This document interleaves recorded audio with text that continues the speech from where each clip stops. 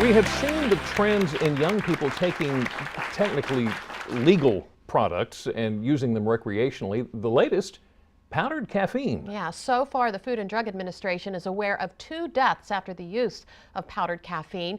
The FDA warns that this powdered caffeine is caffeine in its purest form, which may be lethal depending on how much you consume. They also say a typical kitchen measuring tool cannot properly measure this form of caffeine, so you may never know how much is too much.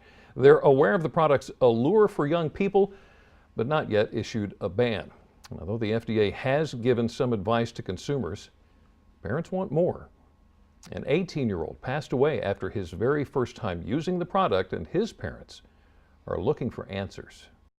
There is a movement underway to ban the retail sale of caffeine powder. People are overdosing. 2 people have already died. Logan Steiner's parents are behind the grassroots effort. He had no idea what he was doing, none. And I'm sure, and I do believe at the last minute he realized what happened and probably shook his head. Logan Steiner was just 18 years old, a star athlete at his high school. He was a very smart kid who was awarded scholarships based on his academics. He tried caffeine powder for the first time just 3 days before his high school graduation, and he fell over dead. It's still hard for his parents to discuss. Huge. It's consumed your life, hasn't it? Yeah. The Steiners are now teaming up with U.S. Senator Sherrod Brown, calling out the FDA, asking for a ban. But isn't the part of the FDA's job is to recognize this? Yeah, I think it is, and I don't know that, call them a failure if you want. I just want to make sure they fix it. A single teaspoon of caffeine powder is equal to 25 cups of coffee. We know if it can kill someone like Logan, it has no borders and it will kill again. Over the last few years, state and federal health officials and lawmakers have struggled with how to regulate a variety of caffeine-based products, but hopefully with local lawmakers throwing their support in behind Logan's parents, they'll be able to help protect other kids before it's too late. Oh, what a tragic story. Well, now many experts say that caffeine in the right dosage can actually be very good for you. According to the National Institutes of Health, as reported by Red Book magazine, women who drank anywhere from 2 to 6 cups of coffee a day had a 15% lower risk of dying early.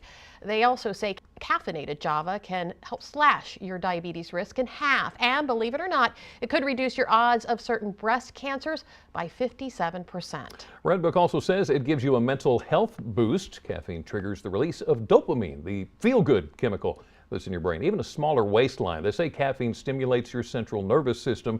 Plus, if you're working on your waistline at the gym, try drinking more coffee. The extra caffeine could bring more power to your muscles by blocking adenosine, which is the chemical causing your muscles to be tired. Isn't that interesting? Well, you know, there's more you can do with coffee than just drink it. Experts say there are hidden benefits to coffee, well, depending on how you use it. The United States is the leading consumer of coffee in the world and averages about 400 million cups consumed per day.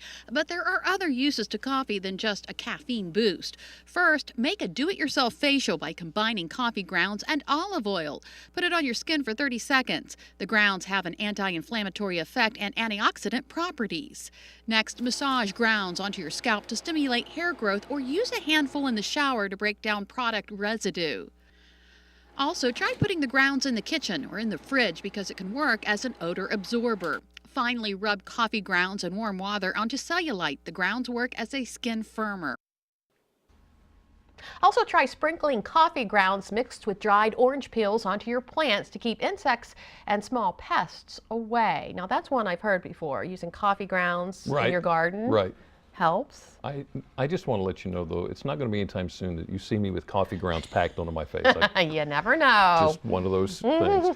A lot of people also say that too much coffee can be bad for you. Other items a lot of experts are warning us about is processed foods. Now, it can be tough to get healthier when the grocery store shelves are lined with processed foods. We have a plan to help you avoid those extra sugars and fats. Jamie Mills finally thinks she's found foolproof foods for her family. It's taken us a couple of years of really paying attention to everything. Fat-free, sugar-free, all natural. There's a lot to digest. Dietitian Jamie Stolars helps steer shoppers in the right direction. All I want is olive oil.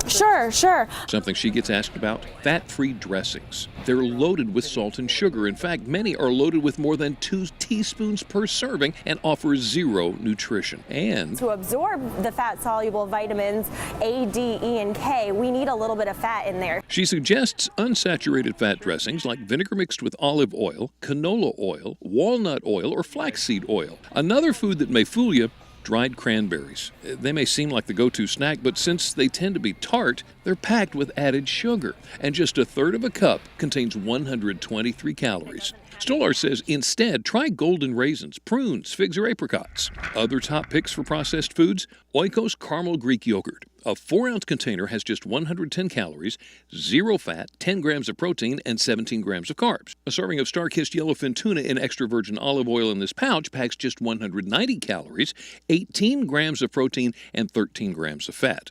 And V8 Spicy Hot Low Sodium Vegetable Juice has just over 50 calories per cup and adds up to 2 or more vegetable servings to your day. Just a few foolproof processed food tips to make your shopping and your meals a little bit healthier for 2015. All right, some more food for thought, if you'll pardon the pun. Stolar says most any food can be labeled all natural. There's no standardized approval for the use of that word on food labels. And the all protein diets, that is not the way to go, because women need 46 grams of protein, men need 56 grams of protein every day. Yeah, I think the way that we diet and the way that food is packaged is going to change very soon. Hope so. I do too. So a lot of us are reading the food labels this time of year, but it's not always for the calorie content.